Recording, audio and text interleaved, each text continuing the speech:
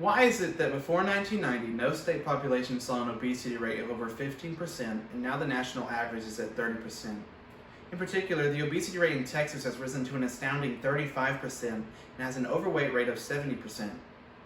Let me introduce you to the life of someone you've probably never heard of, Tom Seaborn. Tom Seaborn has dedicated his life to health and fitness, not only for himself, but anyone that is willing to listen. From an early age, Seaborn was tenacious about sports. When he failed to succeed at mainstream sports, he pressed on and found success in both cycling and martial arts. During his careers in both fields, Seaborn accomplished a multitude of astounding feats, becoming a Hall of Famer in martial arts, winning the RAM, or Race Across America, in 1989, and earning a doctorate in exercise science from Penn State. He also set the 12-hour World Ultramarathon Cycling Association record, running 229 miles at an average speed of 19 miles per hour, and breaking a world record by cycling for an implausible 7 days, 17 hours, and 42 minutes. Currently, Dr. Tom Seaborn is a professor of exercise science at Northeast Texas Community College, and to educate others, Seaborn has written 16 books and over 200 articles and is currently working on more. So how is it that a man that has dedicated his life to sports and who has done all he can to promote the health of Texas is unknown to the population? The answer can only be found after examining a bigger issue, one that is deeply rooted and largely accepted in the American system. So what does the American system promote? Let me take you back to November 6, 1969. This is the day the first football game was played in the U.S. Since then, the game of football is sensationalized. Today, the National Football League, or NFL, makes hundreds of millions of dollars every year. Although the football industry began as a fun form of physical activity, it has evolved into an empire of superstar players worshipped for their athleticism. The case is no different for other mainstream sports, such as basketball or baseball. They are billion-dollar industries built on star athletes and make millions of adoring fans. We idolize these stars, watch highlights of their plays, and buy their merchandise. However, what makes these people so well known compared to Seaborn? What do these sports stars legitimately do to promote health? In most cases, not much. These sports are what I like to call spotlight sports. They're the sports that people love to watch and the sports where the athletes make the most money. Despite the upbringing of these sports being for physical activity and fun, they have become a business. In current days, they do not promote health, but instead encourage views. The relationship between us and watching these sports is a parasitic one. It benefits the sports channel and harms our health.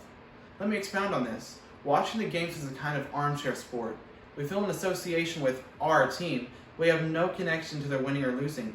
We boast about their feats and abilities, but have no involvement in them. This gives us a false sense of belonging to the teams. What happens from this? We obsess over their games. We grab snacks and drinks and gather friends and family to watch the game. And because of this, we may get enough satisfaction from watching these sports that we do not desire to be active ourselves. In the end, this process causes there to be fit athletes and fat fans. Consider the Super Bowl. Each year on Super Bowl Sunday, roughly 102 million people view the event. Between these 102 million people, we consume a lot of food and drinks. The average household of a Super Bowl viewer has enough consumables to feed each person 6,000 calories. That is about 2,000 more calories per person than on Thanksgiving Day. Although the Super Bowl is an extreme scenario and only happens once a year, it proves a point. We have become an armchair sports society. Besides, the Super Bowl may only occur once a year, but tons of spotlight sports games air year-round. Each game bringing its own host of fans, and each fan bringing their own host of snacks. Specifically, examine Texas. Forbes considered the Dallas Cowboys to be the most valuable sports franchise of 2020, giving them a value of $5.5 billion.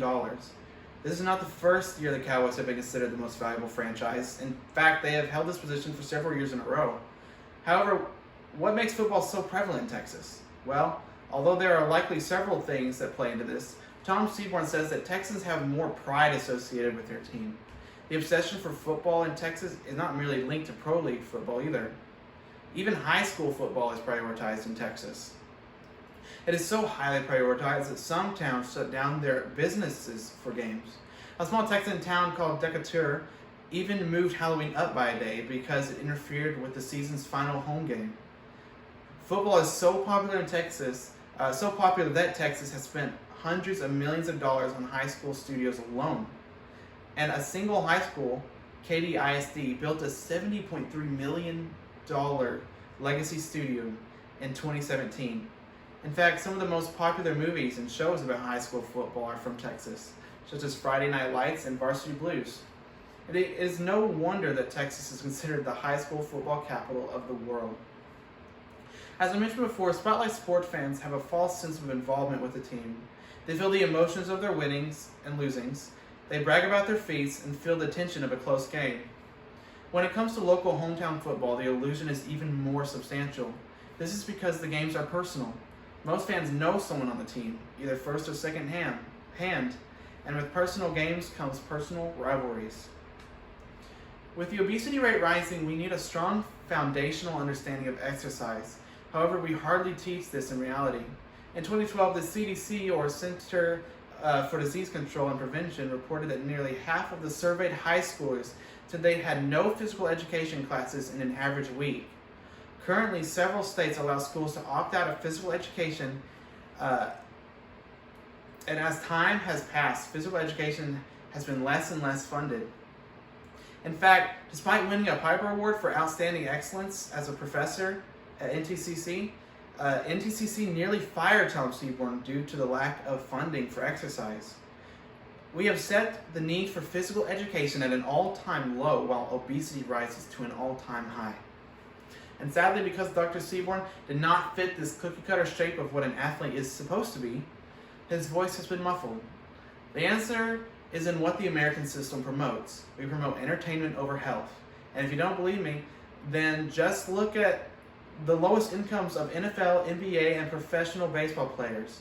It is $495,000, $582,180, and $555,000 respectively. Now compare that to the United States president. He makes $400,000 per year, meaning that even the lowest paid professional players in Spotlight Sports make more money than the country's leader. It causes you to wonder who and what actually runs the country. However, although Seaborn's voice is not as loud, and although he does not have $1 million salary, he still teaches those who will listen as a teacher at NTCC. The United States is undeniably a country that promotes the wrong ideologies. And Seaborn has done a tremendous amount of work, yet still has an unheard voice when spreading the need for exercise and health. Not only has Seaborn gotten his education in athletics, but he has lived the life of an athlete himself. He is as good as any athlete from football, baseball, or basketball. Yet unlike these athletes who try to make millions, Seaborn is trying to make a difference.